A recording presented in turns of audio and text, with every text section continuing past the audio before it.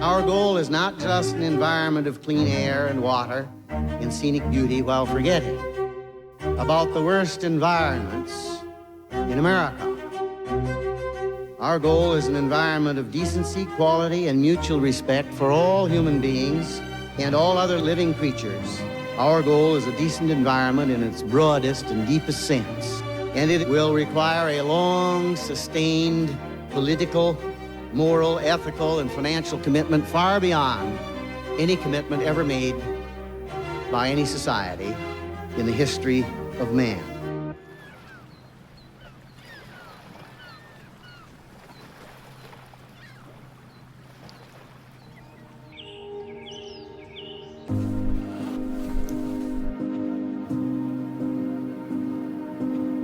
My name is Tia Nelson. I am the daughter of Gaylord Nelson, the founder of Earth Day. My father was an extraordinary dad. He was an extraordinary leader. Growing up as his daughter, it was mostly a great privilege, but also I felt a heavy sense of duty to public service and to making a difference with my life. I work for the Outrider Foundation. Our goal is to educate people about big global challenges like climate change. One of my favorite quotes from my father was delivered on the eve of the first Earth Day in 1970. He said, "Ecology is a big science, not a narrow one. It's a big concept. And it is concerned with all the ramifications of all the relationships of all living creatures to each other and their environment." So when he talked about the environment, he talked about ecology and environment in the broadest sense, in the most inclusive sense. That idea resonated with students across the country. Collectively, they made a difference that was unforeseeable.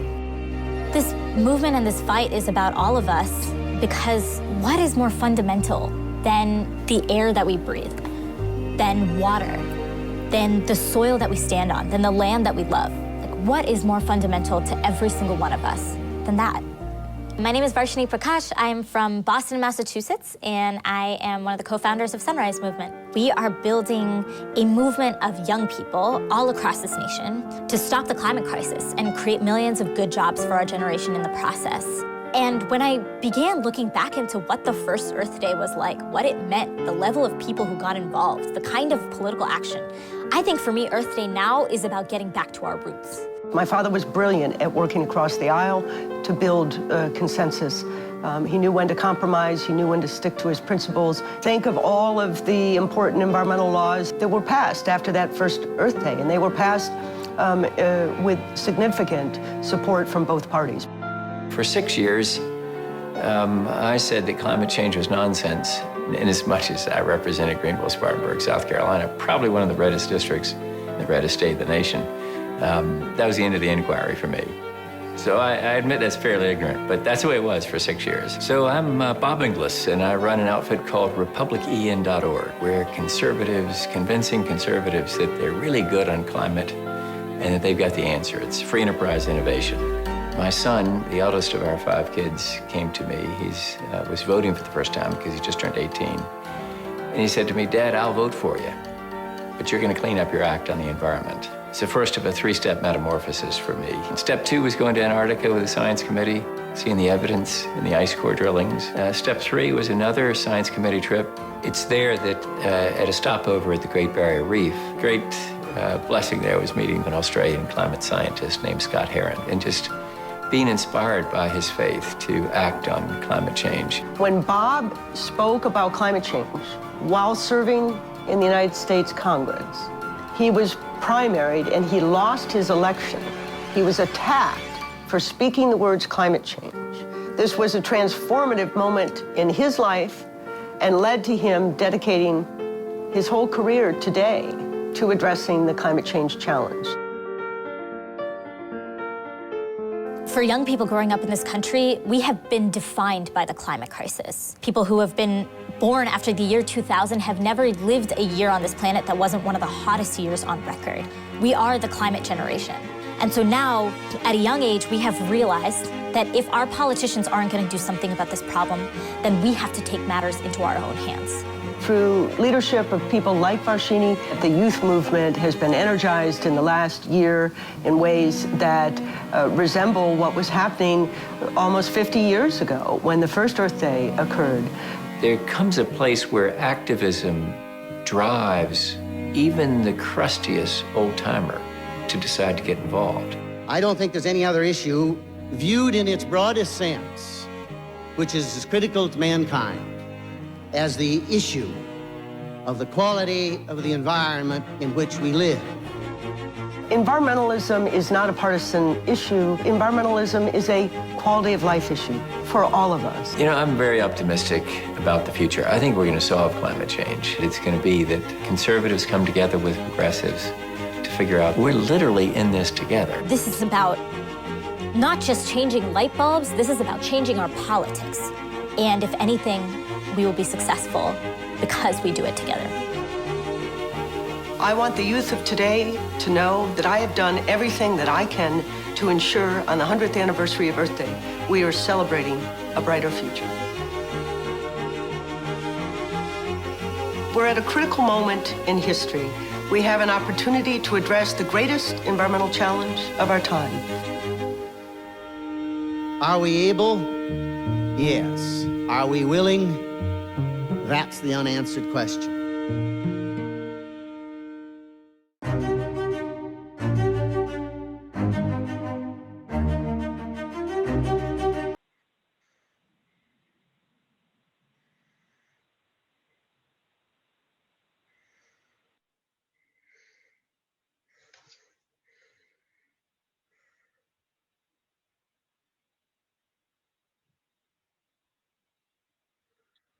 Hi, everyone. I want to all our viewers from all around the world. Good morning, good afternoon, and good evening, depending on your time zone. Welcome to the 17th virtual webinar hosted by the American Sri Lankan Photographic Arts Society, Los Angeles, California, USA, ASPS, member of Photographic Society of America, PSA, and the International Federation of Photography of Art in France, FIAP. The objective of this series is to showcase the beauty of our planet's fauna and flora and promote environmental conversation in the context of nature photography and tourism, with a special focus on Sri Lanka's natural habitat. I'm your host, Medini Ratnayake. We are streaming live from Los Angeles, California, USA. This year marks the 51st anniversary of the birth of the environmental movement in 1970, which was initiated by Senator Gaylord Nelson, as you just witnessed in the video. It gave voice to an emerging public consciousness about the state of our planet. Our planet is an amazing place, but it needs our help to thrive. That is why Earth Day engages more than 1 billion people every year. Over the decades, it has brought hundreds of millions of people into the environmental movement, creating opportunities for civic engagement in 193 countries. It has become a significant stepping stone along the pathway of engagement around protecting the planet from pollution and deforestation and the like. Today's webinar is designed to commemorate the Earth Day 2021 by supporting the worldwide efforts to conserve and revitalize the environment of the blue planet that is our home. We are delighted that this webinar has been incorporated into the day-long virtual celebrations streaming around the world conducted by the Earth Day organization, featuring Pope Francis, President Joe Biden, and several musical legends. These webinars are also intended to offer a platform to discuss ways of maintaining a more balanced relationship with ecosystems and the tools that can help us to reach this objective, so that future generations can continue to enjoy and benefit from them sustainably and responsibly. If we are to succeed, we must obviously listen to the representatives of the next generation. we have brought together 10 ambassadors of the next generation who will link hands from around the world during this webinar and voice their concerns and ideas to preserve a pristine environment for the future. We have joining us today Temi Pereira, Dilana Wickramasinghe from USA, Farah Shami, Nihara Dumbupola from UK, Mihiri Kanesis, Akash Pereira from Canada, Akira Alagiawana, Kalendra Rangwala, Teruni Abesinghe, and Alosha Samararachi from Sri Lanka. Let us listen to them. We will begin with Temi Pereira from United States, who will make a presentation on air pollution. She's 16 years old environmentalist and activist. Temi is a local leader for the Sunrise Movement and has appeared on the news for organizing several climate strikes. 2 years ago, she founded a national workshop that hosts events and publishes a newsletter to teach kids to become activists. Temi is a passionate believer that anyone can incorporate sustainability into their work and encourages everyone to become an activist for the environment. Temi, we want to welcome you to this forum. So the stage is yours. Take it away. Thank you all for attending today's webinar. By hearing from us, the youth, we can all work together towards solving the climate crisis. No matter where you're joining us from today, I'm sure you've experienced air pollution. Maybe you feel a burning in your lungs some days, or you know people who have asthma, or even something as subtle as the air in the mountains feeling cleaner than in the city. Whatever the case, air pollution is around us every day due to human activities that churn out these harmful gases, toxins, and particulates. In addition to affecting our health, greenhouse gases contribute to the warming of the Earth's atmosphere and the worsening of the climate crisis. Understanding air pollution and its effects is vital to protecting our health and the health of our planet. First, what is air pollution?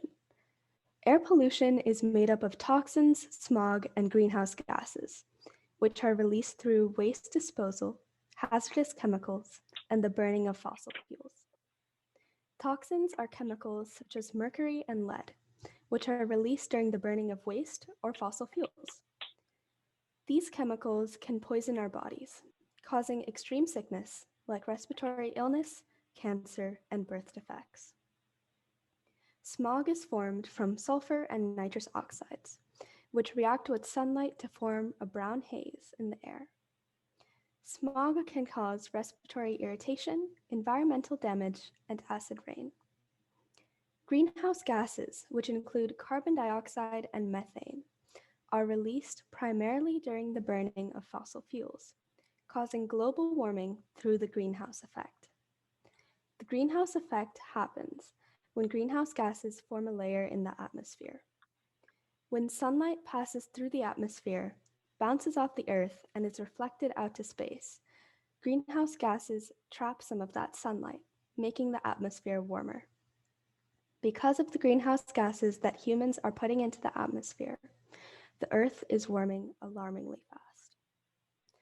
As the Earth gets hotter, environmental catastrophes are set off. Ice caps melt, sea levels rise, storms get more severe, and droughts get more frequent.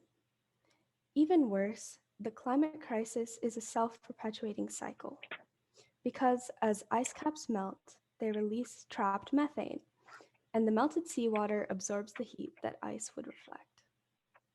The bottom line is, climate change requires immediate action before it gets any worse.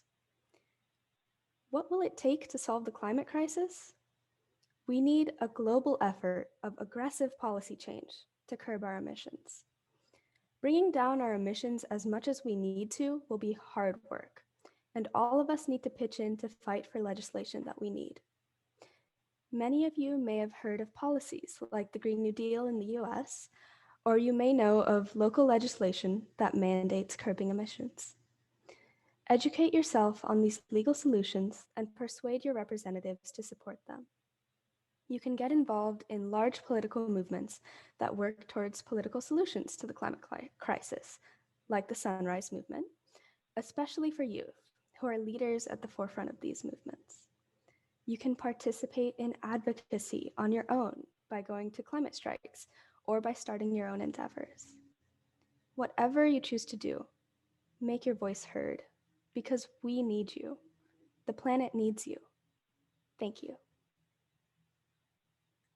Thank you very much, Taimi, for that excellent presentation on air pollution. Now we are moving to plastic pollution. So Mihiri Kamis from Canada is our next presenter. Mihiri is going to make a presentation on plastic pollution.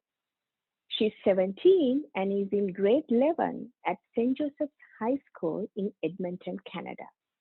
She's a black belt in Taekwondo. Her interests are in digital art, entrepreneurship, computer programming, and gaming.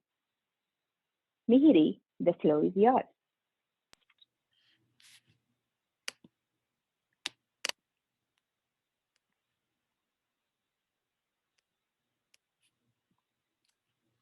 Hello, everyone.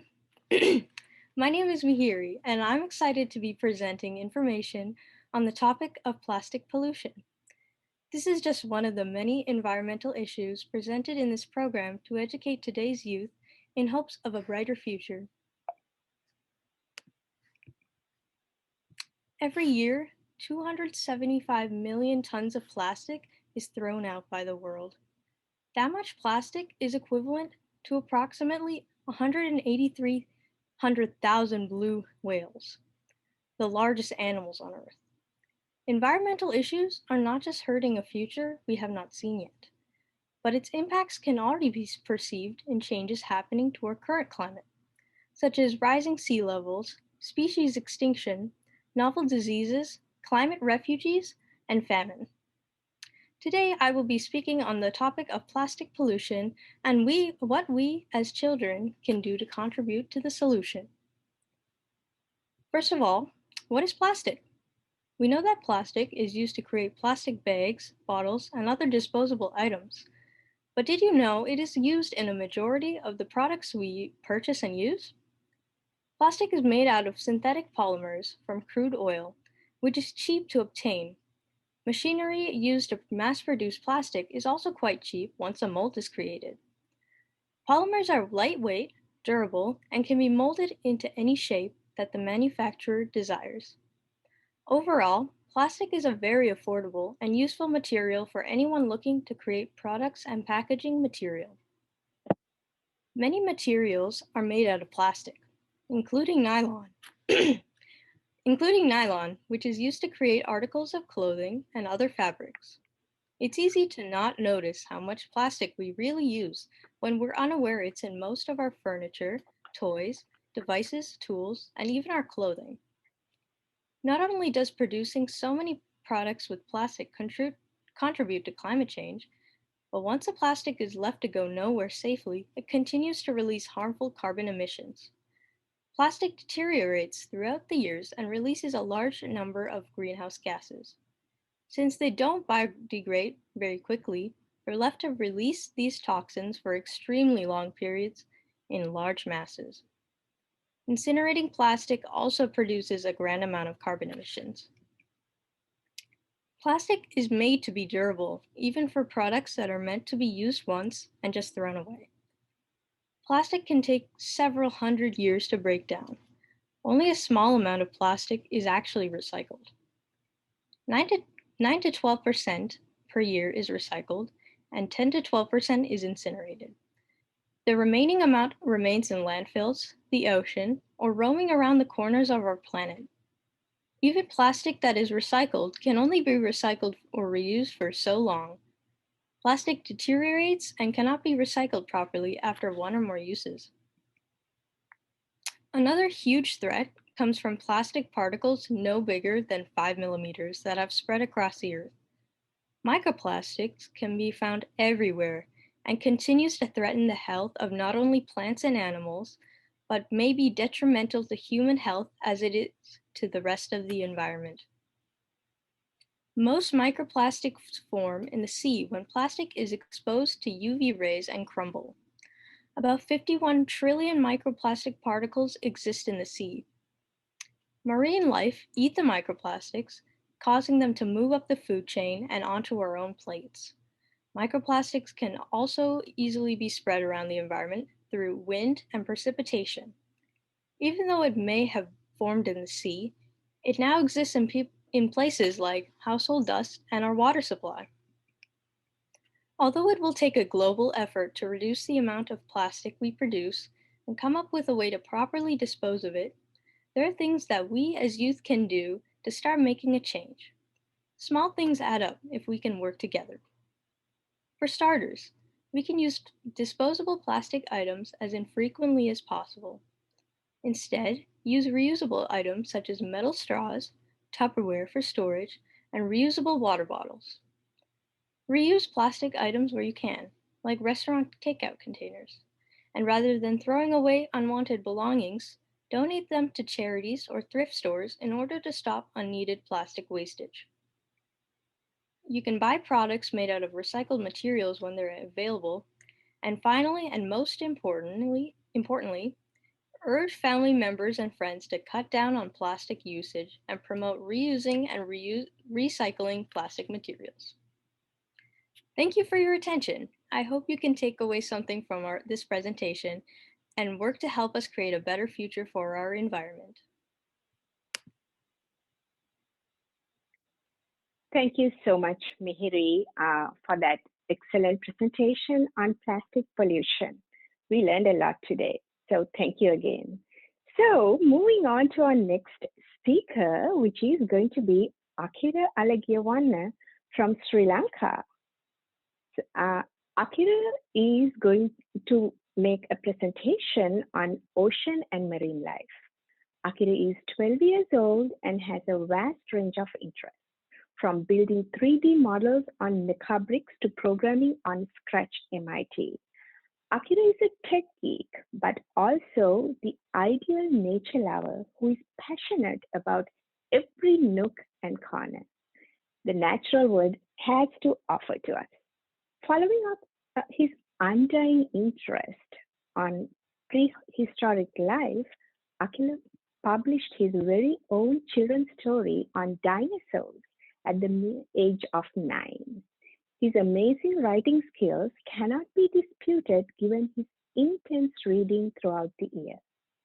Watching science programs like How the Universe Works, Akira spends his free time enhancing his knowledge of the world. So Akira, we are very excited to have you with us today from Sri Lanka. So the panel is now open to you to start your presentation. So go ahead. Thank you for that introduction. So hello everyone from around the world. I'm Akira Alagiawanna from Sri Lanka, and I'm very happy to take part in this Voices of Young webinar organized by the America Sri Lanka Photographic Society to mark this year's Earth Day. Today I will be talking about my favorite topic, oceans and marine life. So I hope you all can hear me, and now I'll share my screen.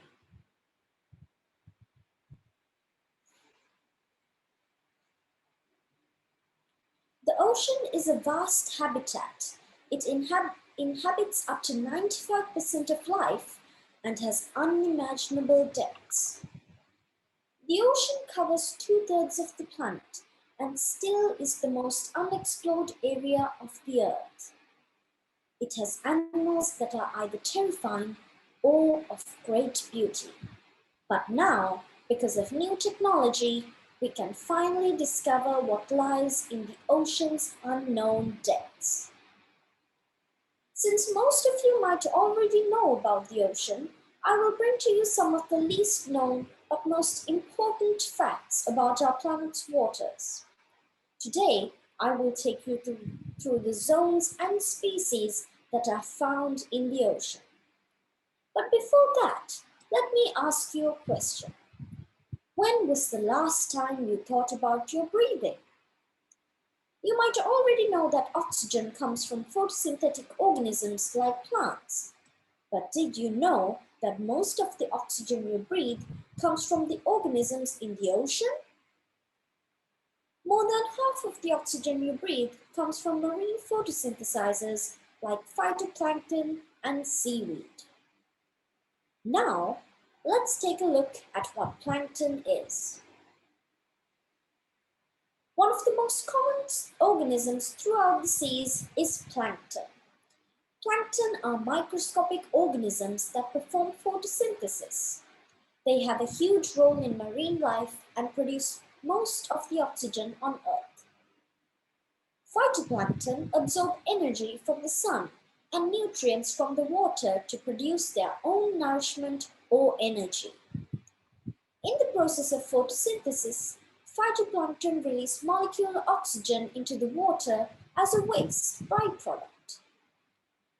There are two main types of plankton: phytoplankton, which are plants, and zooplankton, which are animals. Zooplankton are microscopic marine creatures that eat phytoplankton and become food for fish, crustaceans, and other larger species. Now, let's take a look at this short video on plankton. Phytoplankton and zooplankton.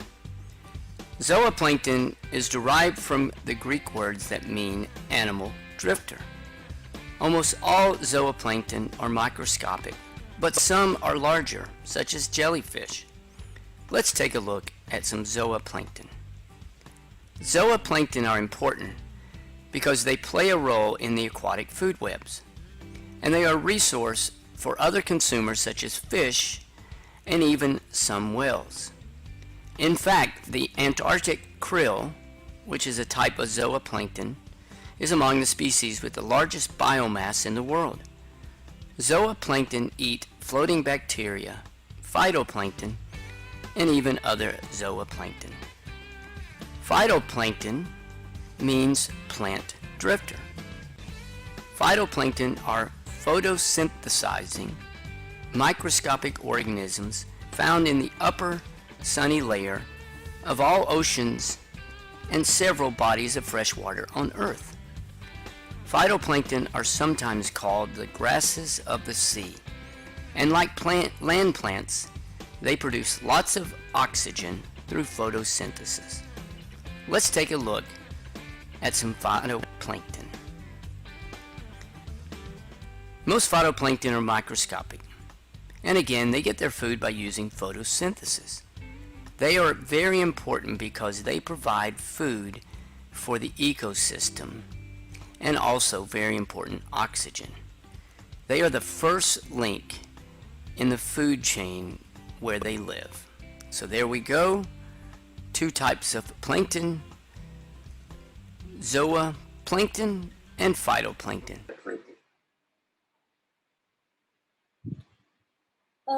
Now back to our presentation. So here are a few satellite images of phytoplankton. As you can see, they are found in the North Atlantic Ocean too. Another species of oxygen-producing plant is algae. Algae can range from microalgae to large seaweed like giant krill. The ocean produces 50 to 80% of the Earth's oxygen. Most of it is produced by plants like drifting plants, which is a group of seaweed.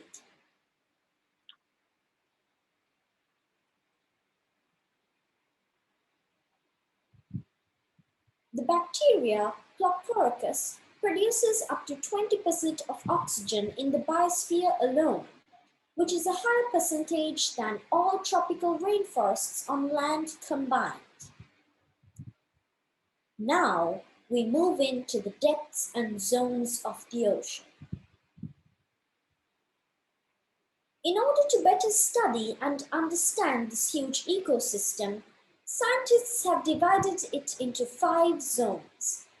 They are the sunlight zone, the twilight zone, the midnight zone, the abyss, and the hadal zone. The sunlight zone is where the sun is present throughout. Its depth is 200 meters.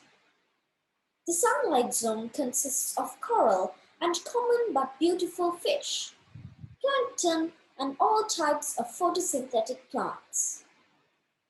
Coral are living organisms made of sponge, and they feed off microorganisms and plankton. Some coral even eat each other.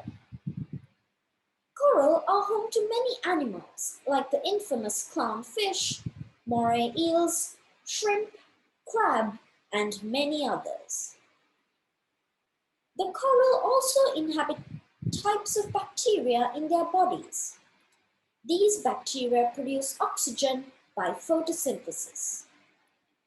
They also make the coral glow at night since they contain bioluminescence, a substance that produces light.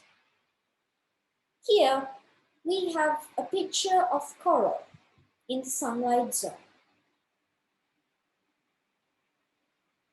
Next, at 1000 meters, we have the twilight zone. This zone gets very little sunlight, hence the name twilight zone. The creatures that live there are adapted to survive in the almost pitch black environment. Next, at 4000 meters, we have the midnight zone. The midnight zone gets no sunlight at all, so animals that live there use instincts and lures, like bioluminescence, to capture their prey. It is also where sperm whales visit to catch giant squid. Most of the animals in the midnight zone use lures or keen senses to catch their food. Fish like the anglerfish, dragonfish, and giant squid are the top predators in this zone. At 6000 meters, we have the abyss. This is the deep sea bed. Here, the only kinds of life found are sea worms, crustaceans, and shrimp. Whale carcasses come in large numbers. Underwater volcanoes are also found in this harsh environment, which cause the temperatures to rise constantly. Only the toughest can survive there. Finally, we have the hadal zone, known as the trenches. Here, it is too deep for anyone to explore and discover using technology. Shrimp, tube worms, sea cucumbers, and leopardifish are the only things to be sighted, but most of it is still a mystery. All ecosystems on land and in the ocean are very complex and are affected a lot due to pollution and short-sighted inventions by man, such as plastic. Plastic is everywhere. A lot of it ends up in the ocean. Most plastics are in the ocean and they break up into very small particles. These small plastic bits are called microplastics. Other plastics are intentionally designed to be small. They are called microbeads and are used in many health and beauty products. They pass unchanged through waterways into the ocean. Aquatic life and birds can mistake microplastics for food. Research is being conducted on this, but there's still much we don't know. In 2015, the US banned the use of microbeads, but microplastics are still a huge problem. Microplastics are less than 5 millimeters in size, but they can wipe out species as they are mistaken for food or unknowingly finds its way into an animal's body. Cleaning up bottles and plastic materials in the ocean will not make any change if microplastics are still found in the seas. But I hope that we will soon be able to find a solution for this and control this silent killer to ensure that we continue to benefit from our marine ecosystem services that we all enjoy. Even though humans have only explored 5% of the world's oceans, it is believed that we have impacted every part of the ocean with waste and chemical pollution. We humans haven't been treating our oceans that well. Rising sea levels, increase of plastic waste in the ocean, most coral reefs dried out, and increase in greenhouse gases are directly or indirectly due to human activities. The ocean is a key element for survival as it produces most of the oxygen on Earth. Bacteria, plankton, algae, drifting plants, and others produce much more oxygen than any plant on land. Therefore, when we harm the plants in the ocean, it also affects our oxygen supply. If all marine life that produces oxygen were to be wiped out, only the plants on land would be producing oxygen, which won't be enough for survival and would drive us into extinction, turning Earth into a lifeless wasteland. Thankfully, we have a tiny chance to change the planet back to its former glory.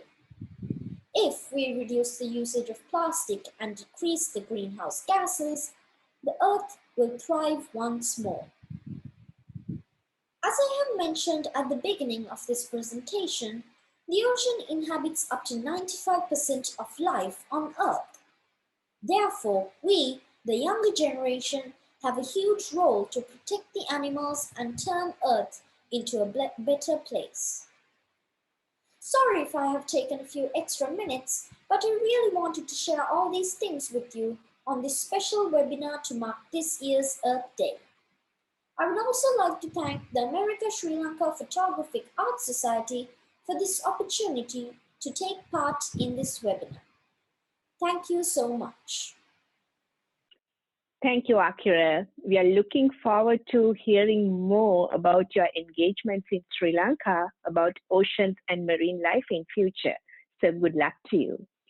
So moving on to our next speaker, I have one from United States, Dilana Wickramasinghe. Dilana, welcome and good morning. We are still in the morning hours in US. Dilana will be making a presentation on global warming and climate change. She's 16 and a junior who currently attends Ponderosa High School in El Dorado Hills, California. She founded the UNICEF Club at her school. She's a black belt in karate. She does Bollywood dancing and troupe under Amit and Hiren at ICC. Dilana enjoys writing and has received the Soul Writing Award offered at her middle school. So Dilana, we are very excited to hear your presentation on global warming and climate change. Take it away.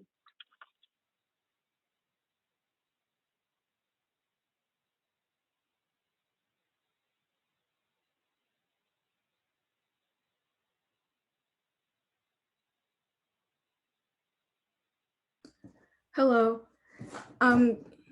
Before I start off, can I ask, can you see my presentation? Yes, we can see your presentation, Dilana. Okay. Hello, everyone, and welcome to today's webinar. Today, I want to talk about global warming and climate change. Almost every aspect of life today in developed nations comes at the expense of our planet. We rely heavily on fossil fuel energy, plastics, and harmful production habits.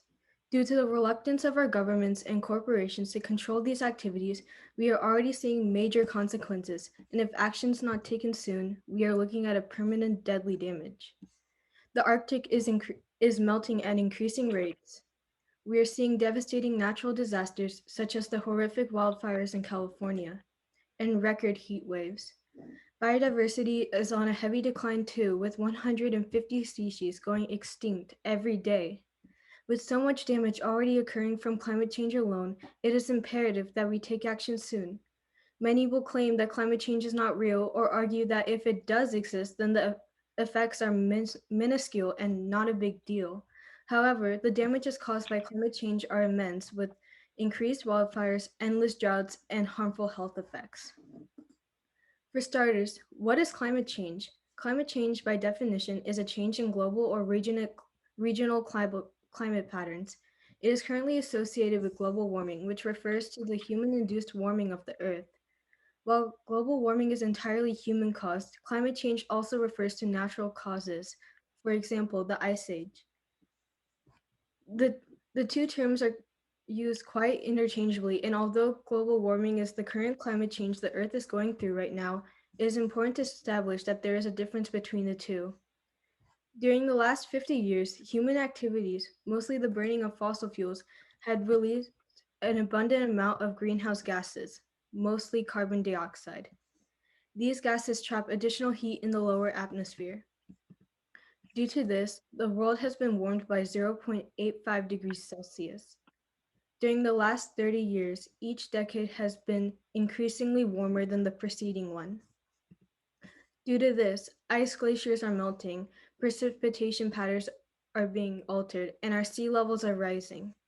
Because of these occurrences and higher temperature levels, climate change is causing serious damage to life around us. Firstly, climate change can bring about drought. There are several ways that climate change contributes to drought. The warmer temperatures can amplify evaporation from the soil, which would make periods of low precipitation drier than usual. Drought can also alter atmospheric rivers, which are narrow streams of moisture transported in the atmosphere. Here's an example of one on the screen. A combination of that and warmer temperatures, as mentioned earlier, can affect snowpack and melt. This could largely damage our water supply. Droughts negatively affect us in several ways as well. Droughts affect our livestock and crops. For example, when a global drought hit in 2012, many breadbasket regions with rich soil that are known for agriculture, were affected, which led to a spike in food prices. This in turn leads to famine, great migration, and social unrest in countries and communities that are already facing great problems when it comes to food. Additionally, transportation would be greatly affected as well. Water levels on rivers of commerce like the Mississippi would be lowered. Transport barges require at least 9 feet of water, and at one point in 2013, the U.S. Army had to blast obstacles to be able to maintain that level. An additional main effect from drought that causes damage is the increase of wildfires. We may have heard of the California wildfires and how destructive they are, thanks to climate change and increase in temperatures. As discussed earlier, climate change can lead to drought, in which warm air and low amounts of precipitation formulates an environment where forests and other vegetation dry up easily. This is because hot air is like a sponge, always absorbing water when it's not at 100% humidity. This is why we constantly use hot air to dry things that get wet, like hair dryers for our hair and drying machines for clothes. With a combination of dry material that is easily flammable, the perfect weather conditions and environment, and our personal human mistakes, such as out-of-control campfires or gender reveal parties, we've got a recipe for a disastrous wildfire. Finally, climate change can negatively affect our health and well-being. To begin, extreme high air temperatures contribute directly to deaths from cardiovascular and respiratory disease. For example, in a heat wave during the summer of 2003 in Europe, more than 70,000 excess deaths were recorded, according to the National Library of Medicine. Additionally, climate change raises the levels of ozone that further contributes to those negative health conditions as well. Not to mention, pollen and other aeroallergen levels are higher in extreme heat, which can trigger asthma and allergies in many people. To add to it, because of the melting ice, sea levels are rising. This is not only bad for the species inhabiting ocean areas, but for us humans as well. 1/3 of the entire world's population lives within 100 kilometers of the ocean, according to NASA. The rise of ocean levels could force people to move, which can increase the risk of health effects as well, according to the World Health Organization. Rise in sea levels can cause floods and extreme precipitation as well. Floods can contaminate fresh water and can facilitate the spread of waterborne diseases and attract disease-carrying insects such as mosquitoes. All of this raises a question. So what do we do about it? What could we, as youth, do about these pressing matters in our environment? Should we advocate on social media?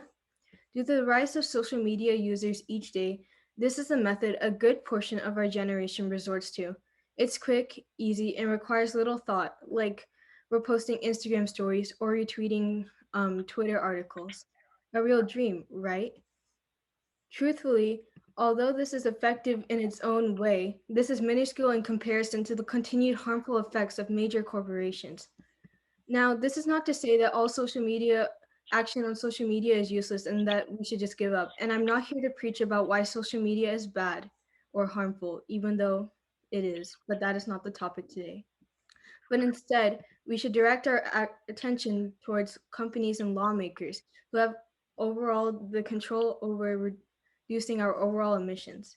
We should try to take action against these companies themselves by advocating for better policies and putting pressure on our lawmakers to vote for policies that benefit the environment. Since big corporations have the option of using solar power or other alternative and less detrimental methods for their production processes, we can push to make laws that restrict those processes and reward cleaner alternatives.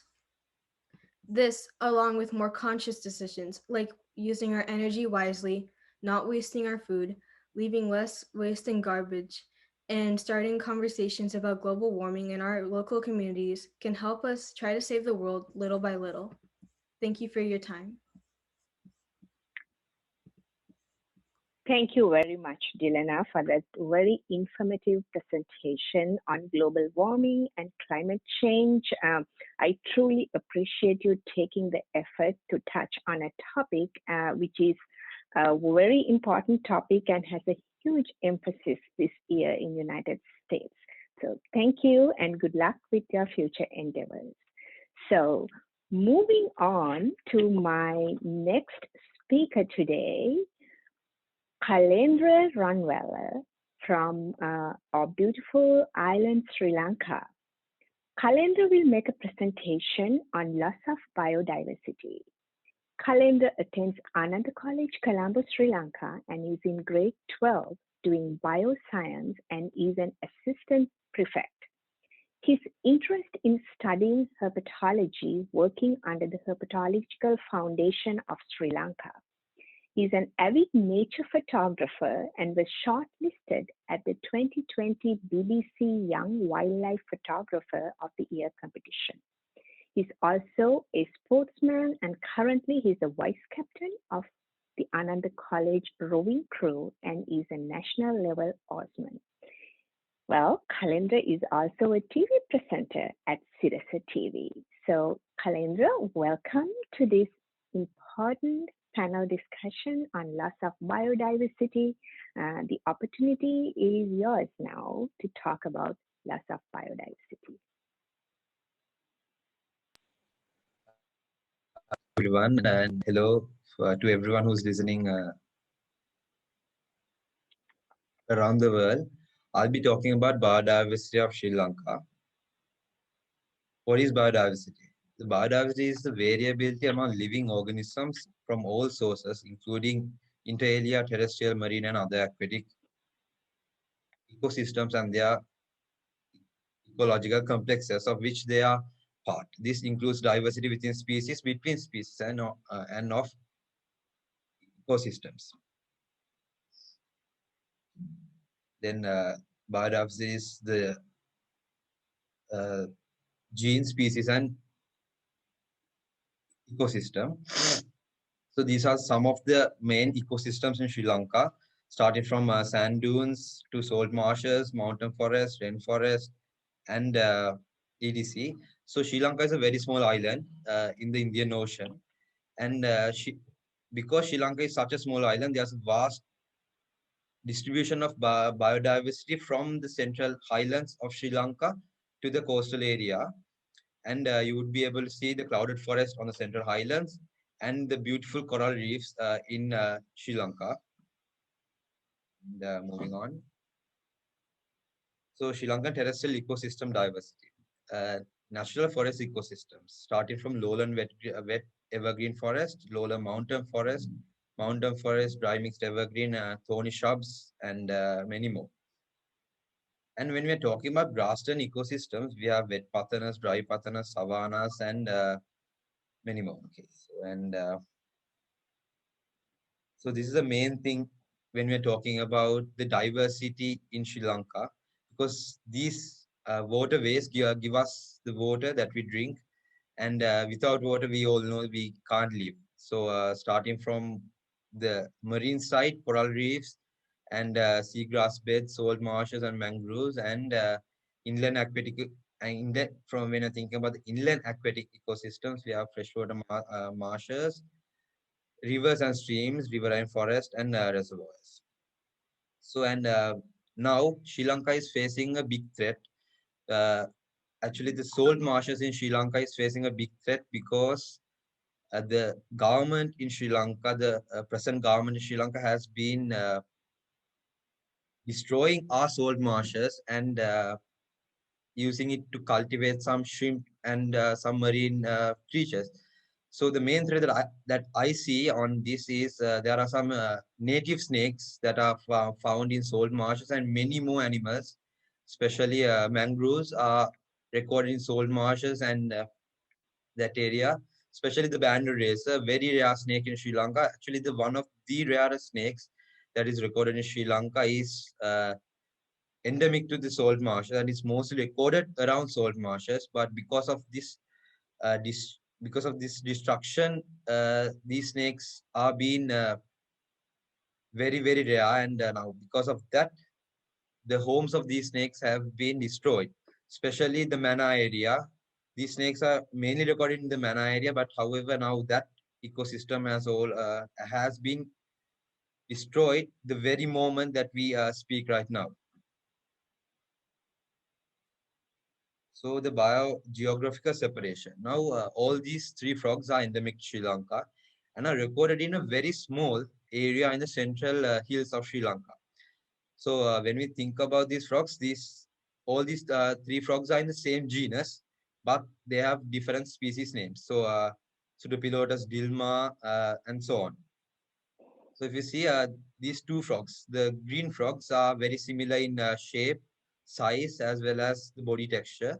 And because of the genetic separation, we were able to identify the differences between these frogs and name them differently to their genus and their species. The value of biodiversity.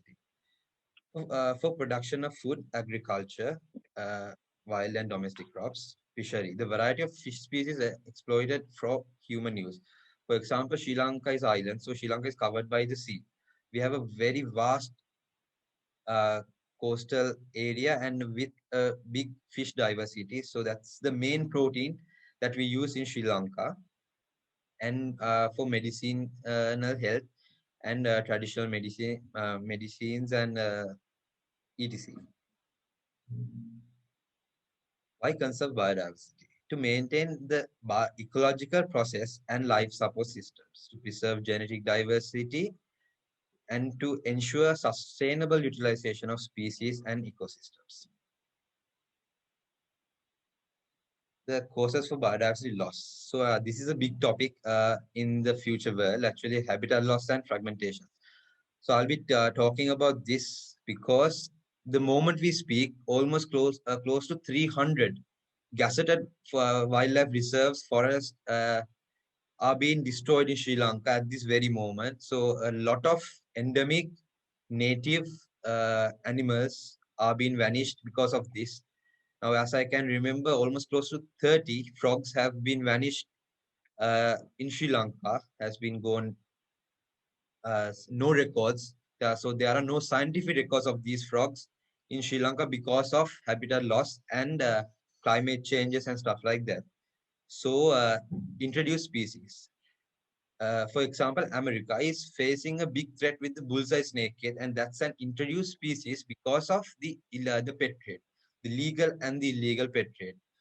Because of this introduced species, the native and the endemic species in that country or in that island are being threatened because these invasive species have a very fast reproduction rate and will eat almost everything. For example, bullseye snakehead has been eating crocodiles, baby turtles, even snakes, and sometimes birds, and very small mammals. So that's a huge problem. Now now Florida, mainly Florida, is facing.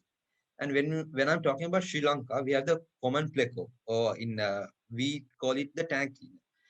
He's a very armored catfish, and it's one of the world's most invasive fish species that is ever recorded, and with having a very fast reproduction rate, and will live anywhere, and can live without water for 2-3 days. So there's no problem in that as well. Because of that, it's very hard to kill these or stop their reproduction. Because of that, these animals have been a huge threat in Sri Lanka. And the pollution of soil, water, and air. Yeah. So what is conservation? Management of the human use of the biosphere so that it may yield the greatest sustainable benefit to the present generation, while maintaining its potential to meet the needs and aspirations of the future generation as well. So the elements of biodiversity conservation: save, study, and use. So this is a cycle that continues. You must save, then study, and use. So this cycle continues. And Sri Lanka as a biodiversity hotspot. Sri Lanka is called the Western Ghats and Sri Lankan biodiversity hotspot. And if you can see, the whole Sri Lanka is known as a biodiversity hotspot. Sri Lanka is ranked the 8th most hottest hotspot in the world.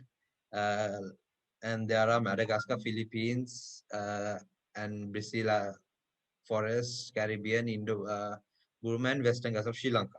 So Sri Lanka has almost close to 2,300 endemic plants and a lot of endemic vertebrates, amphibians, reptiles, as well as fish. So since I've always been fascinated by reptiles and amphibians, I wanted to add this slide to this presentation since everyone would see this. Actually, this was named one of the rarest frogs in the whole world. It was rediscovered by Mr. L.J. Wickramasinghe, Mr. L.J. Wickramasinghe and his team back in 2013. So this frog was known extinct for almost close to 108 years. But however, in the Adams Peak of Sri Lanka, they recorded 6 specimens, and is called the rarest frog on planet Earth. Was called the rarest frog on planet Earth. And so this is a close-up of this frog. And since frogs are highly sensitive animals, now you may think why I call these animals very sensitive. The main reason for that is frogs breathe using their skin. Frogs is a method of breathing by using their skin. And because of global climatic changes as well as global warming, the air has become warm. So because of that, the water vapor in the air has dropped, and frogs must always have a moist skin on them, or else they would die of dehydration, and they wouldn't be able to breathe. So because of that, that's one of the main reasons the extinction of frogs are there in the world. That's one of the main reasons. And frogs have a special ability to camouflage to their surrounding, as well as some fish, even snakes, and so on. So when you're talking about this frog, this is a toad. This was called back from the dead. It was also recorded by Mr. L.J. Wickramasinghe and his team. in 2012. So this is the world's rarest toad ever known to science. So this was also recorded from Sri Lanka. And yeah, so reasons for biodiversity loss. A number of human-related factors have been responsible for the decline of native fauna and flora, and these could be grouped under the three major categories: habitat loss, fragmentations, degradations, overexploitation, invasive alien species, climate changes, and natural disasters. So habitat loss. Because of humans, now humans think that they came first. So they think that they earned Earth. But animals have been here. Actually, marine animals have been here for millions and millions of years. But uh, a human that has been evolved in a very short time is thinking that the world is theirs. So we've been destructing the world as a now when we're talking about the world, now the world is developing. But as I know, development is the thing that we could develop our environment and our surrounding together with our human resources. But now the world is doing it the other way. We have destroyed a lot of environments, ecosystem that animals live. For example, the uh, Knuckles range. The Knuckles range is being cut the right moment we talk. There are almost close to like a lot of amphibians that are endemic to Sri Lanka recorded in Knuckles. Further researches will be conducted on Knuckles. There would be a new, now recently they discovered Aspidura ravanai, Aspidura gunasekharai from the Knuckles range. And there will be more frogs, snakes, as well as skinks, lizards from the Knuckles range, and so on. So thank you for listening, and thank you for giving me this opportunity to express my ideas on conservation and biodiversity of Sri Lanka. And if frogs go extinct, you'll notice. Thank you.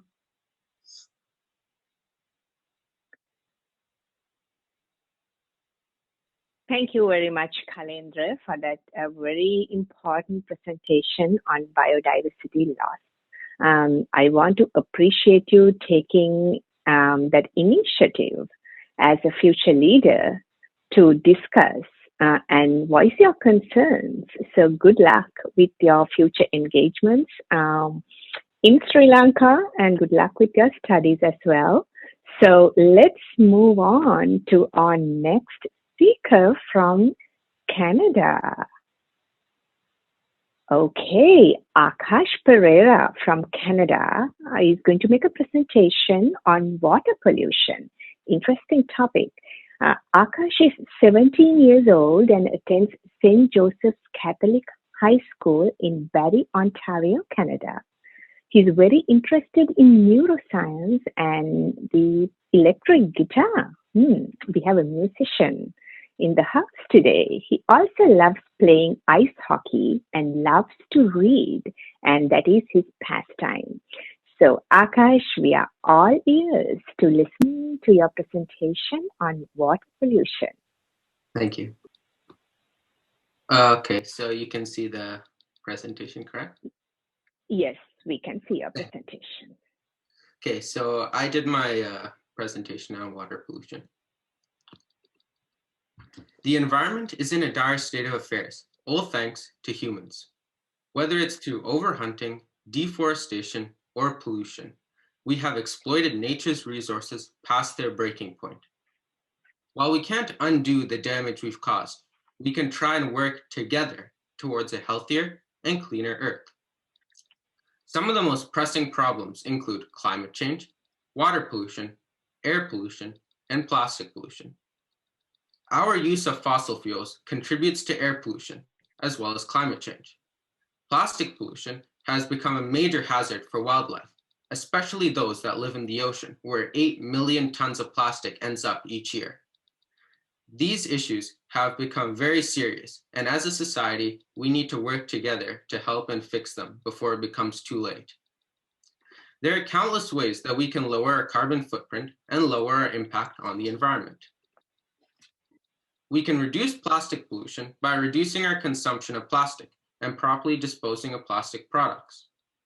Carbon emissions can be reduced by biking and walking instead of traveling in a car. And we can assist the Earth's recovery from deforestation by planting trees. Water pollution is a portentous issue affecting humans and animals alike. We are constantly endangering ourselves simply by polluting our water supplies. Water is one of the most preeminent factors supporting life. Without an adequate source of clean water, we won't be able to continue surviving. It is our responsibility as a society that we scrupulously plan the usage of our water to ensure that we have a future on this earth. Water pollution can occur naturally through events such as volcanic eruptions. Various toxic gases are released by the eruptions and then are absorbed by the water bodies nearby. However, natural water pollution isn't nearly frequent or severe enough to really be a threat. We are to blame for endangering our water supplies. One of the main types of water pollution caused by humans is groundwater pollution. Groundwater is formed when water seeps through the Earth's crust. It pools in areas under the Earth's crust, forming aquifers. We can then drill for these aquifers and extract clean drinking water. However, due to improper disposal of chemicals and use of pesticides and fertilizer, groundwater is becoming more and more polluted. This is deleterious to our groundwater supplies, as it can take hundreds of years to clean. Without a sustainable source of groundwater, cities and rural towns will have difficulty accessing clean drinking water. Worse still, groundwater can contaminate other sources, such as lakes, rivers, and oceans. Here you can see the area under the crust where the water pools is called the aquifer. And then we use wells to extract the water, and it's a prime source for drinking water, especially for developed cities and countries. However, with water pollution, it's lowering, and we won't be able to get clean drinking water if groundwater supplies are completely polluted. We must also be wary of the consequences that come with using pesticides, as they pollute lakes, rivers, and oceans also. In a process known as eutrophication, pesticides increase the richness of chemicals in water. This sets the stage for algae blooms. Algae blooms are when algae rapidly proliferate in a body of water. The abundance of algae lowers the quantities of oxygen within the water itself. This causes other plants and fish to die off. Algae blooms can last for months on end and are very difficult to control once they have begun. To avoid such calamities, we must be cautious in our use of pesticides and opt for more natural methods. For example, some farmers use natural predators to control the spread of pests around crops. As you can see here, this is a picture of the algae bloom in Florida, and you can see to the extent that it has spread. And the algae uses up, during the process of photosynthesis, it uses up the free oxygen available in the water. And because of how fast it spreads, it lowers the amount of oxygen that other animals and plants have available, and then they begin to die off. And this is detrimental to the ecosystem in the area. Another major way we humans pollute our water supplies is through the accumulation of garbage in the water itself. Dumping garbage obviously affects the cleanliness of the water, but it can also affect what the animals in the area eat. And through the process of bioaccumulation, if we end up consuming these animals, we end up consuming the trash that has been dumped. It is important that countries enforce regulations on dumping trash. It is just as important that we, as citizens, take care to correctly dispose of our garbage and recycle as much as possible to alleviate this issue of water pollution. After all, we are only hurting ourselves and others. Industrial waste is another common way of severely polluting bodies of water. Textile manufacturers specifically produce large quantities of wastewater and are a major contributor to pollution. According to regulations, these companies must perform rigorous water treatment before dumping any wastewater. However, due to poor inspection by the companies, the water may not be treated correctly, and factories unfortunately dump gallons upon gallons of harmful wastewater into the surrounding ecosystem. Foods grown in surrounding areas absorb these chemicals, which are then consumed by humans. As a result, human health in the area deteriorates due to the influx of toxic chemicals. This vicious chain, known as bioaccumulation, has detrimental effects on the ecosystem and human health. This is something that can be prevented if factories took better care in treating wastewater. As you can see, the discoloration in these pictures is due to the various chemicals and dyes that textile manufacturers use during the process of making textiles. But they dump the wastewater without correctly treating it, leading to severe pollution in the surrounding areas. It's really sad because these are things that we can prevent if textile manufacturers and other companies that also produce wastewater took better care in treating their water before they dump it into the surrounding areas. As humans, it is important that we become aware of the issue plaguing, if not many, if not all nations of the world. However, awareness is just a step in the right direction. We must also act together to fix this issue before it becomes too late. As a society, we must take better care of our water sources by disposing of toxic waste properly, recycling, using pesticides carefully, and monitoring the actions of large factories. Thank you for listening.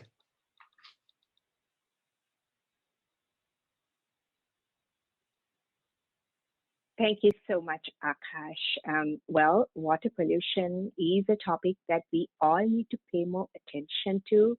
And I'm grateful for you picking that topic to create awareness. As you said, that it is going to be a collaborative effort globally to mitigate water pollution. So thank you so much. And we wish you all the very best with your future engagements.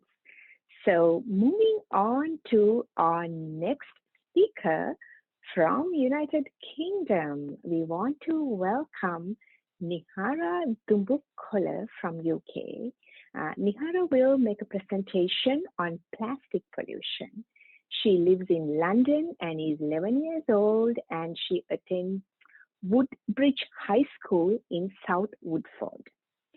She is part of a cricket club. She's also a girl guide and traveled to different places, and most especially for her, there is a visit that she went and to a place where they taught them how to make wooden flutes and metal bracelets and lots of other things out of nature, which she says is much better than going to a shop and buying plastic flutes, as it could destroy the environment. So Nihara, welcome. We are opening this panel now to talk about plastic pollution with you. Go ahead. Thank you very much.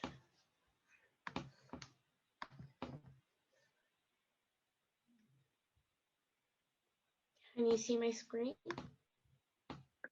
Not yet.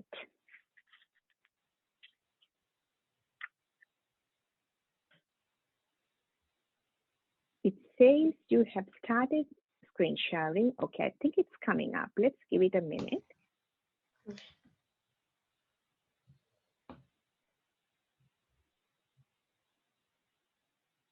Has it started? It is still loading, Nihara. Oh, now we see your PowerPoint. Okay. You're good to start.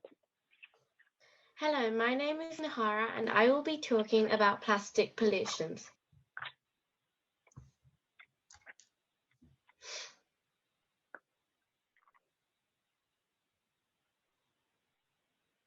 So how does plastic pollute the environment?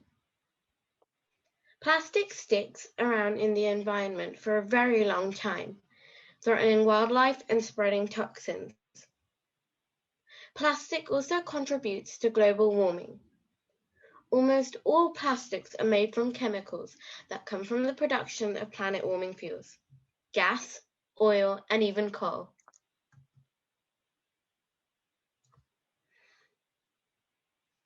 So what pollution does plastic cause? Plastic causes the incineration of plastic materials.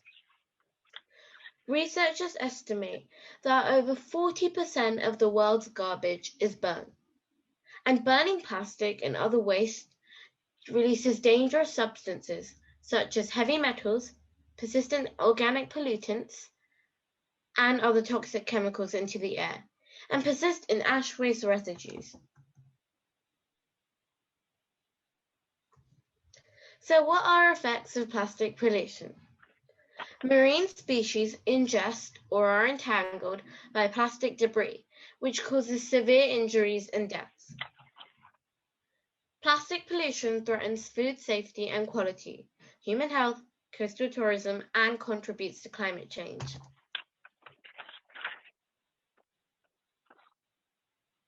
So what could happen if we don't fix plastic pollution? It could lead to a lack of predation and overgrowth of one species. It can also lead to further extinctions as the prey species dies out and predators run out of food. If this is the case, fishing for food will never be the same again, and the fish may no longer be there. How do animals die from plastic pollution? The problem: over 1 million marine animals, including mammals, fish, sharks, turtles, and birds, are killed each year due to plastic debris in the ocean. Currently, it is estimated that there are 100 million tons of plastic in oceans around the world. How much plastic is in the ocean?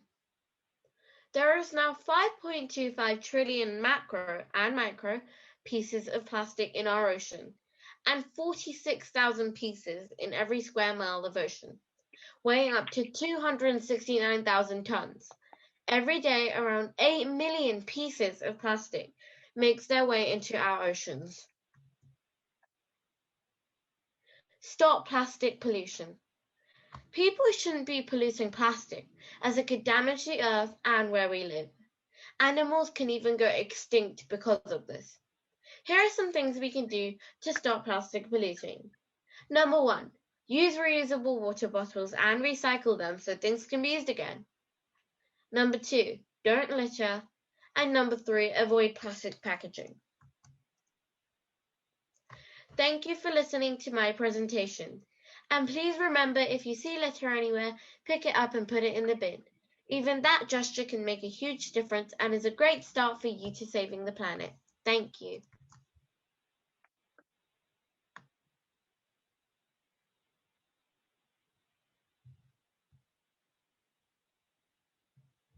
Thank you so much, Nehara, for that excellent presentation on plastic pollution. So we are now moving to another speaker in Sri Lanka, Theruni Abbe-Singha. So Theruni will make a presentation on forest ecosystem. She's a student at Bishop's College, Colombo, and she's in grade 7. Apart from her interest in protecting nature, she's interested in outer space and Greek and Roman mythology. An avid reader, she's a strong advocate of digital books because hard copies are made from trees. She plays badminton and chess when she runs out of things to read. She quotes Treebeard in The Lord of the Rings.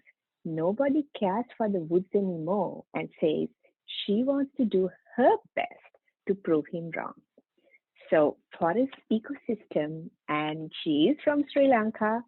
So Theruni, the floor is yours to talk about forest and ecosystem.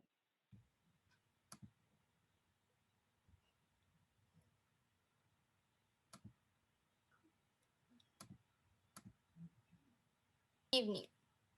I would like to begin by quoting this passage from The Lord of the Rings.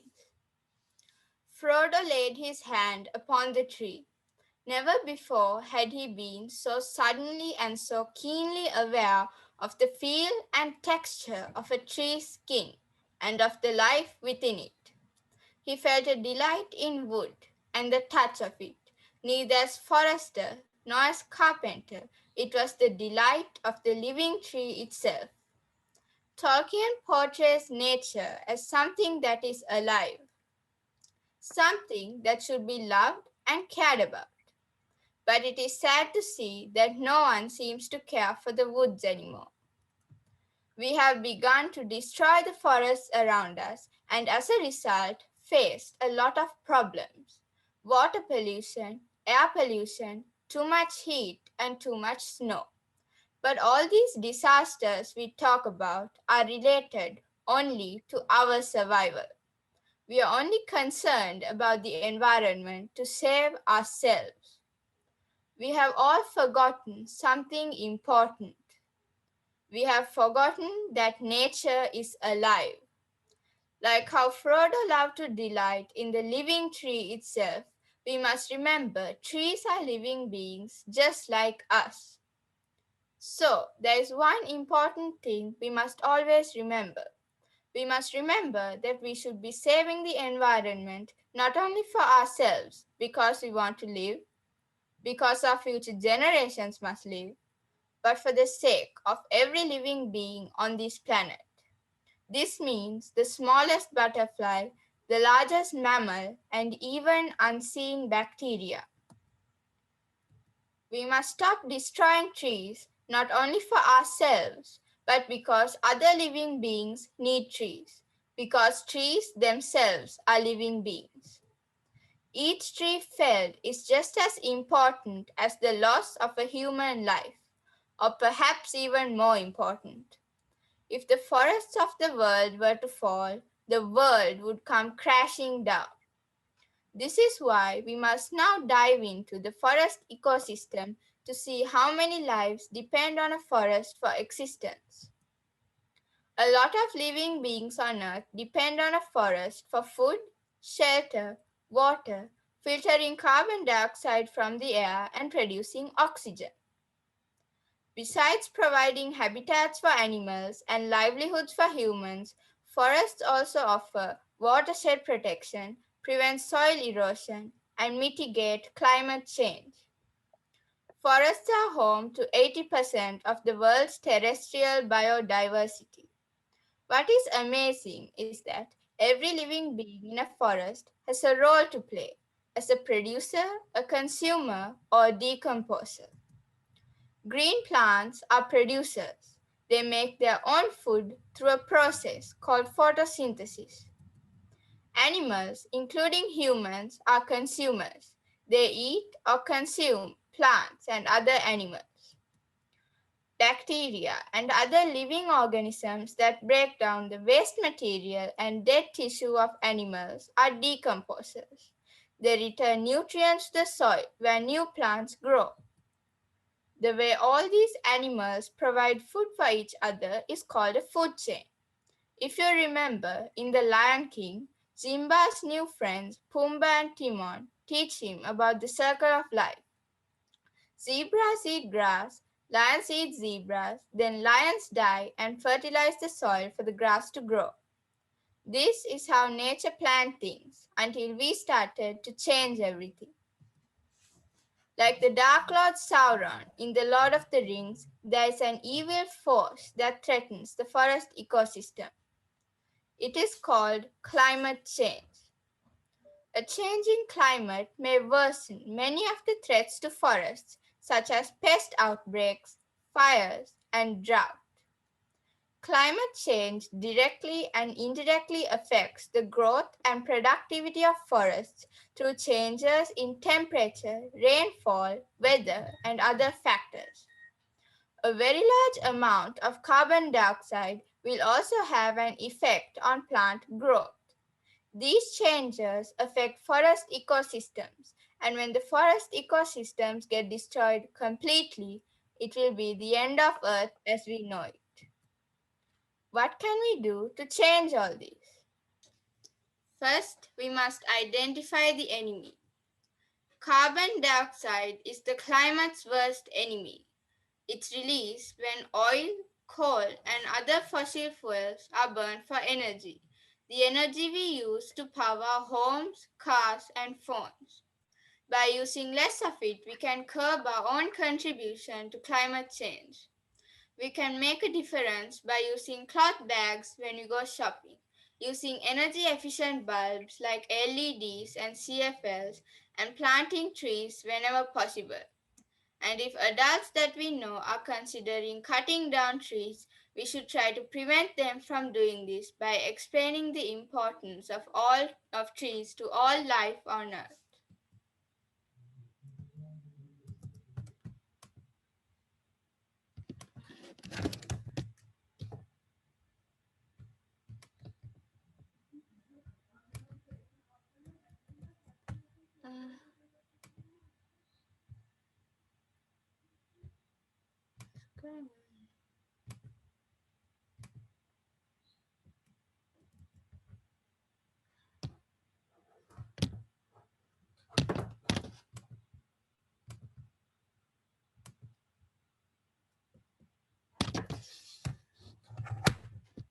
Finally, I would like to say that sadly, the world would be a much happier and healthier planet if humans didn't exist. If all the humans disappeared overnight, the world and all the animals living in it would be perfectly fine. If we had never evolved from monkeys, if we had stayed apes, the world would not be burdened with any of its problems. But since we did evolve from some strange twist of fate, we should really try to save our planet. If we don't, the way things have been going recently, we should consider it lucky if we live to see 2050. If we continue to destroy Mother Nature, all living beings, including trees and other organisms that we nearly always classify as non-living beings, despite the fact that they are alive, have a 0% chance of survival. If we try to change our ways and start caring about things that grow, then we might have a small chance of survival. Let's do our best to do the latter, as I think a slight chance of survival is a whole lot better than no chance of survival. Let me end with another quote from The Lord of the Rings. Treebeard says, "I am not on anybody's side because nobody is on my side.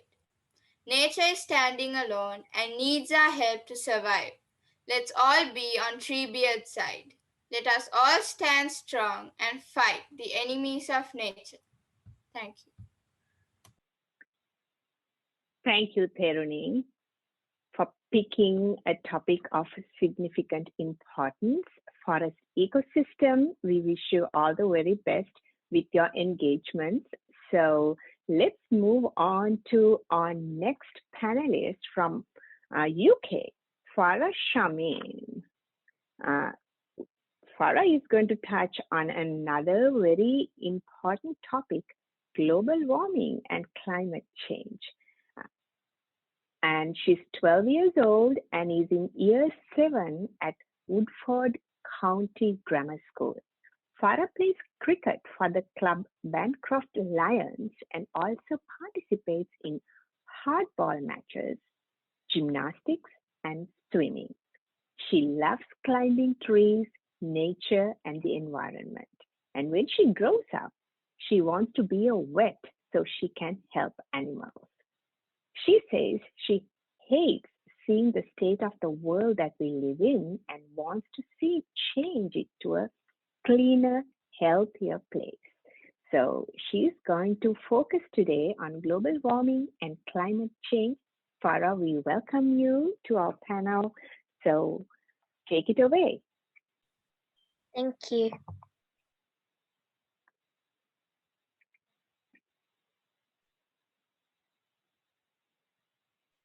Climate change and global warming. What is climate change?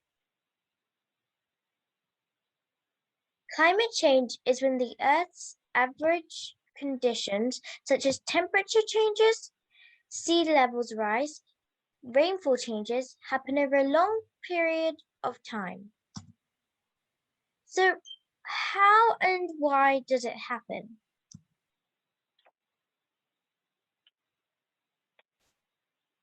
Climate change has occurred multiple times, but naturally. For example, when volcanoes erupt, or when there are changes in the sun's energy, or when there are changes in the Earth's orbit. But can it occur unnaturally?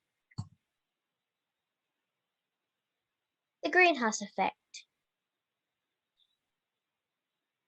Here, some radiation is absorbed by Earth's surface and warms it. Some solar radiation is reflected by Earth in the atmosphere. Some of the infrared radiation passes through the atmosphere, but some is absorbed by greenhouse gases and re-emitted in all directions.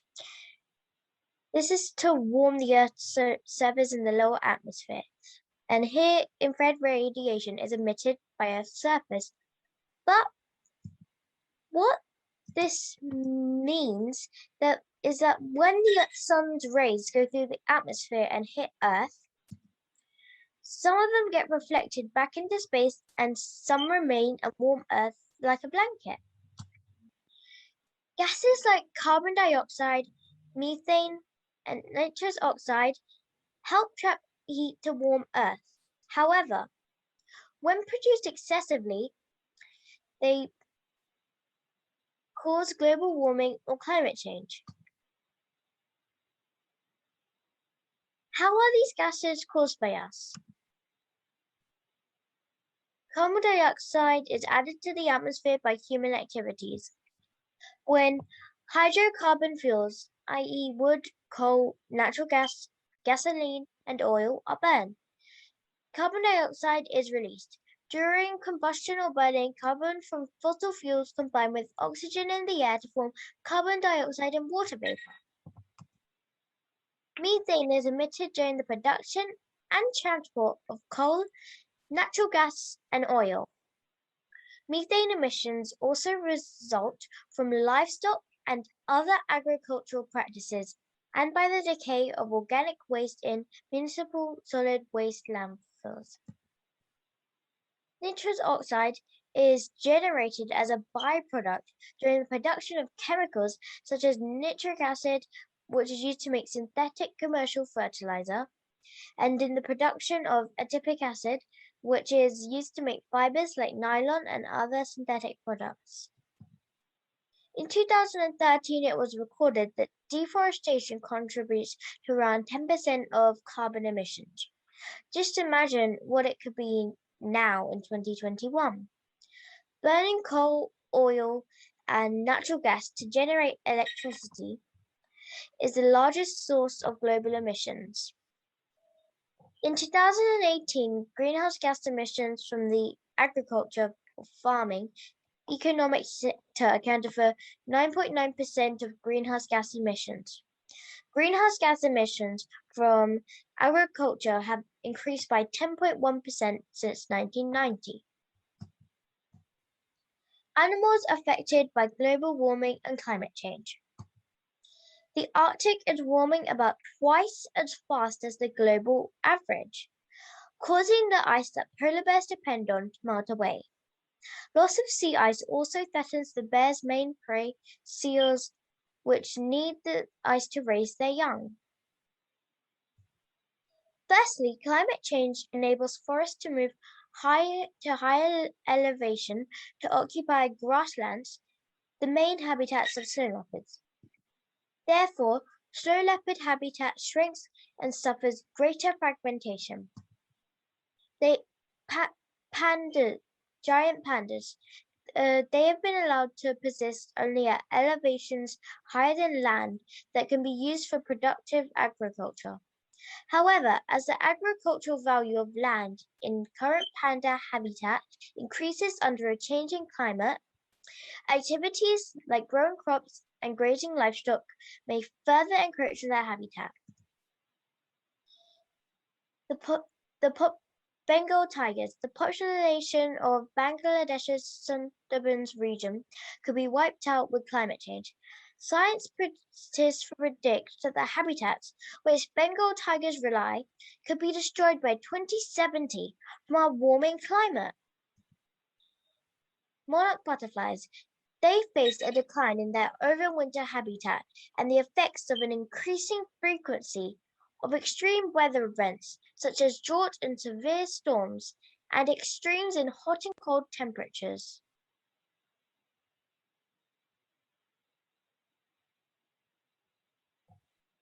Here is a video from a previous Earth Day.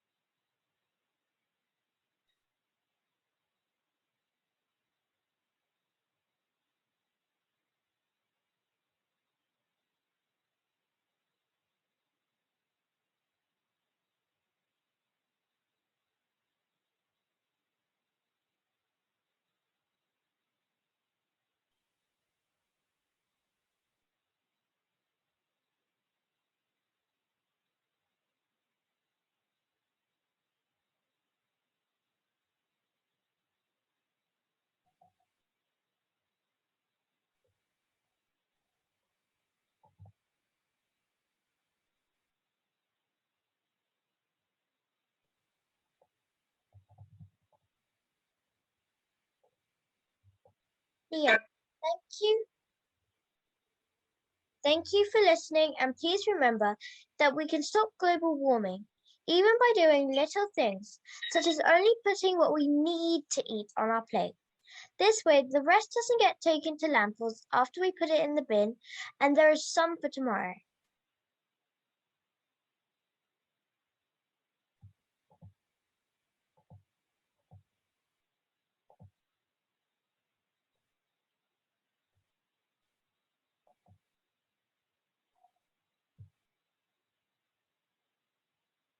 Thank you, Farah. Can you please stop sharing so we can go back to the gallery view again?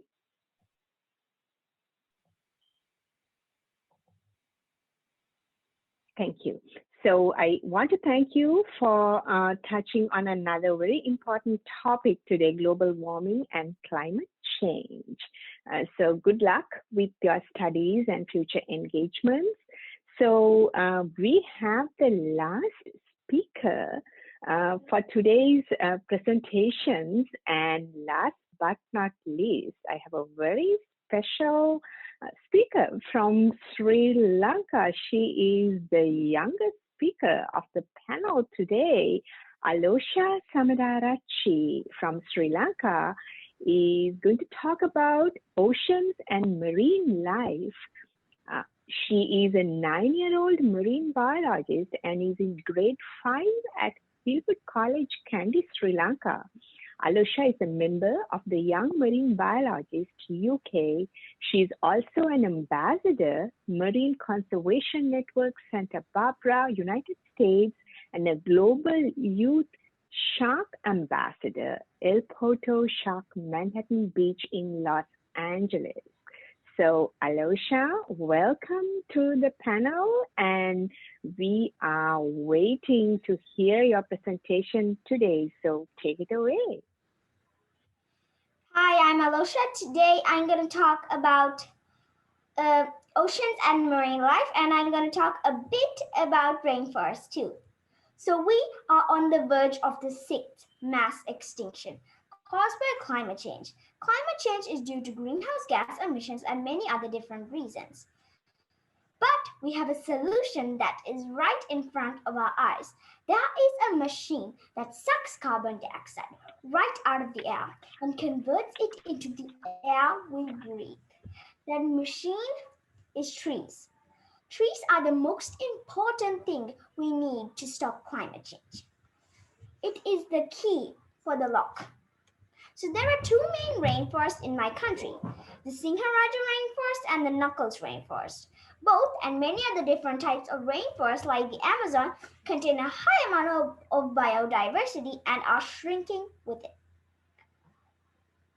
So people cut down trees every day, every hour, and every minute. So this loses a large amount of oxygen we breathe, a main food supply, and the habitat for a variety of species.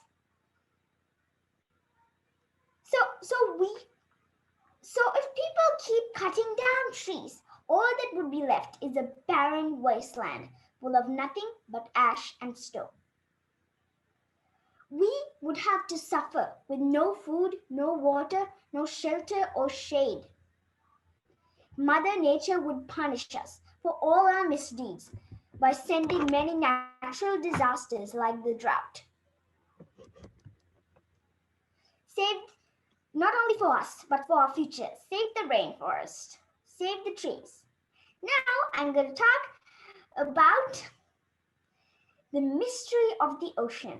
So what is the ocean? The ocean is the largest body of water on the planet, covering 97% of the Earth's surface. And it contains the highest amount of biodiversity than any habitat on the planet. So the ocean looks like a blue wasteland from above. But when you dive deep, you see the true wonders of it. So this is where the ocean zones come in. So there are 3 main ocean zones: the sunlight zone, twilight zone, and the midnight zone. You could take the abyssal plains and the trenches too. So let's start with the sunlight zone. The sunlight zone It's a very high amount of sunlight which allows plants to grow, from tiny phytoplankton to giant tail forest and mangroves. So there is plants like seagrass, algae, phytoplankton, giant kelp, seaweed, and many other different plants growing in this zone. So phytoplankton are microscopic plants that provides us with 50% of the oxygen we breathe. So over here, you could find the most amazing thing in the ocean, coral reef. Coral reefs. Coral may look like a bunch of old rocks, but are actually animals called polyps. So the reef is made out of the skeleton of these animals that are made out of calcium carbonate, which forms into different structures and then grows on another polyp and making a big reef. It takes over 100 years to make one single reef. So it contains half the biodiversity of the ocean. So you can find animals like sea turtles, dugongs, echinoderms, crustaceans, marine mammals, and manta rays, and many other different animals. And you can find sharks. Sharks are not the murderous man-killers in myths. Sharks are actually peaceful and gentle creatures. So how do they find their food? I tell you this because I'm a lot of interest in sharks. Well, by using electroreception. So it has organs in its nose called ampullae of Lorenzini, which can detect low electrical impulses from fish miles away. So you've known the hammerhead, that weird shark with the hammer-like head. So why does it have that hammer-like head? Well, to make way for ampullae of Lorenzini. So that's how it could find low electrical impulses from flounders and stingrays under the sand. So let's dive into the twilight zone. The twilight zone has a less amount of sunlight and doesn't allow much plants to grow. So this is the place where the giant kelp anchors itself, with not roots, but root-like structures. Animals, there are shark species like great whites. And now let's dive into the deep. The midnight zone. The midnight zone doesn't have even a bit of light except for the light created by animals, bioluminescence or GFP, which was first discovered in a jellyfish called Aquaria victoria. GFP is blue light absorbed and then transferred into green light and many different other colors. So you could find bioluminescence in animals like dragonfish, anglerfish, flashlight fish, hatchetfish, siphonophores, and jellyfish. Now, so anglerfish don't make their own light, but it stores bioluminescent bacteria and its growth on its head, and then lures in small fish that think that it's going to have a yummy meal. But then the anglerfish gets an even better meal. But the fish have a defense mechanism. When it feels threatened or attacked by a predator, it releases a glue-like mucus that confuses the predator, and then it scares it off, and then it swims away. So you could find a different bizarre thing here. Deep sea coral reefs. Deep sea coral reefs are really rare and are mostly found in Arctic seas. So you could find animals like sea sponges, echinoderms like brills, basket stars, and sea urchins. And you could find rare species of sharks like goblin sharks, frilled sharks, six-gill sharks, seven-gill sharks, blunt-nosed sharks, and Greenland sharks, which live in the Arctic. So this is the place where the interesting battle of the sperm whale and giant squid began. Now,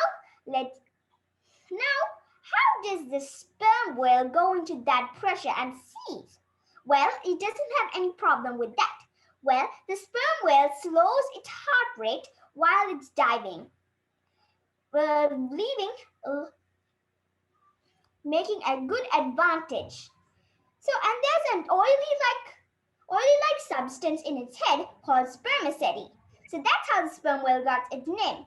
When the sperm whale is on the surface, the spermaceti is like an oil. And then, when it goes to the bottom, the spermaceti turns into solid rock. So how does it see down here? So eyes are no use here. So it has a different mechanism. Echolocation. Echolocation is the same thing that bats use to find insects. So when the sound waves bounce onto a squid, and then it bounces back onto the whale's lower jaw that travels to its ears and then to its brain, signaling it that it must attack before the squid gets away. Now, let's dive into the abyssal plains. So in the abyssal plains, you can find many bizarre structures like hydrothermal vents or black smokers, mud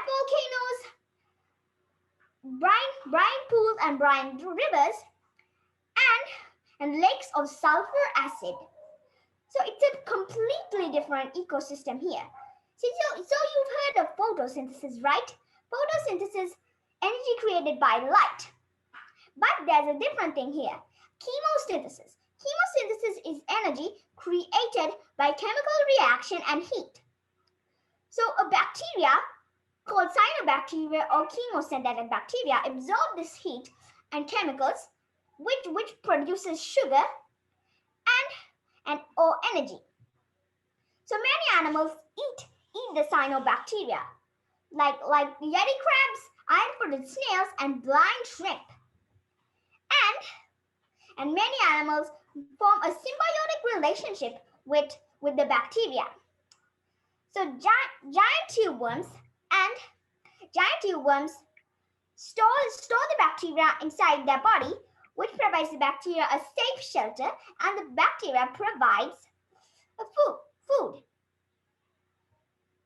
So you could find bioluminescent animals like jellyfish here. Jellyfish and siphonophores, iron-footed snails, yeti crabs, blind shrimp, clams, mussels, shellfish, and many other animals. So let's dive into the trenches. The trenches can get a lot tight, and it is called pressure. So a human skull would be crushed in 5 minutes. So you can't find much animals here, but you could find sea cucumbers, giant isopods, jellyfish, and you could find a different thing floating elegantly along the seafloor, plastic bags. In 2018, scientists have discovered that crustaceans in the Mariana Trench have consumed plastic. So it's really hard to believe that a big and beautiful ocean can be harmed. Well, it can. By ocean pollution. So there are many ways of ocean pollution. Dumping, sewage, oil spills, maritime transportation, plastic pollution, and overfishing. So let's start with plastic pollution. So we use plastic in everyday lives. And then after we use the plastic, we burn, we dump it to be recycled, but it doesn't be recycled. It goes straight into the ocean. And this harms the ecosystem a lot. And animals like sea turtles and seabirds mistake plastic for food. So let's take a sea turtle. So a sea turtle can identify a shopping bag as a delicious jellyfish and then swallows it whole. And let's take a pelican. When the pelican is flying high above the ocean, and then it spots a giant patch of plastic and then dives headfirst and scoops up a whole mouthful of plastic and then swallows it whole like the sea turtle. And so how does the plastic gather in giant patches? Well, it gathers in giant patches from plastic gyres.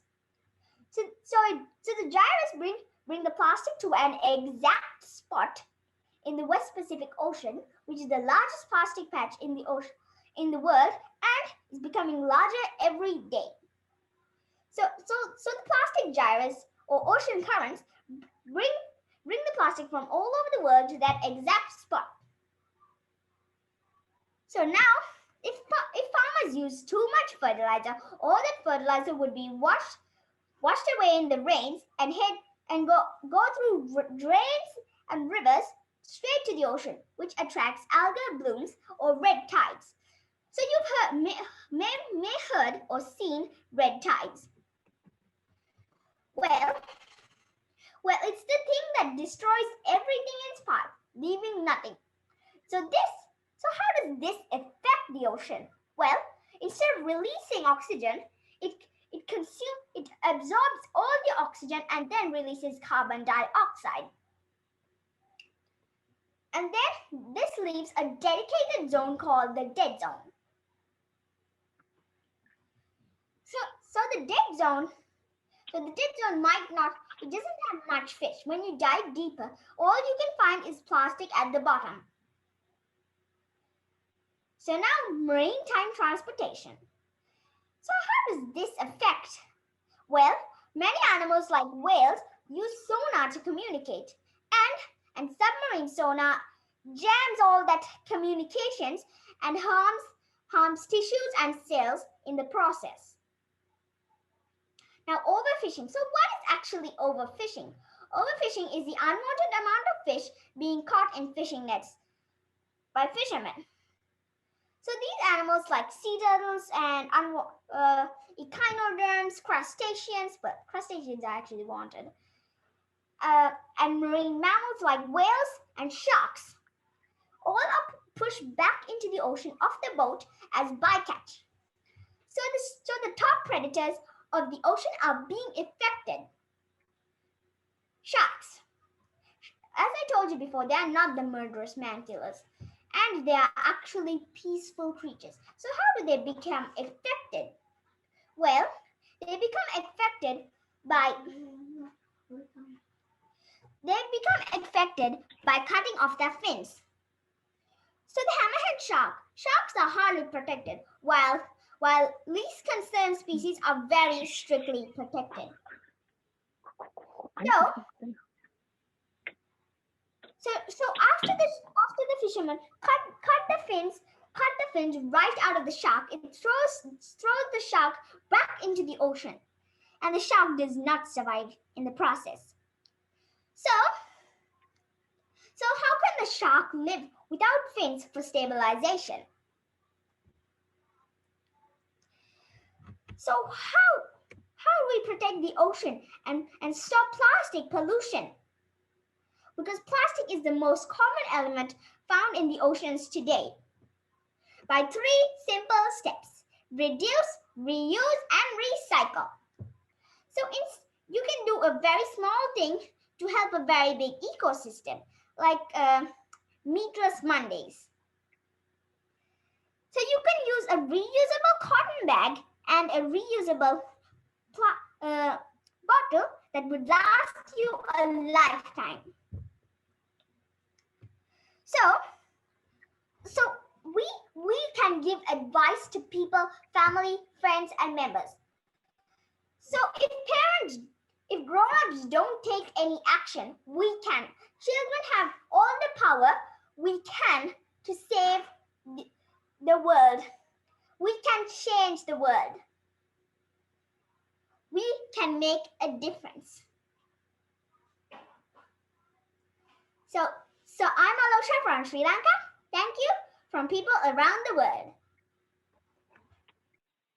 Thank you so much, Alosha.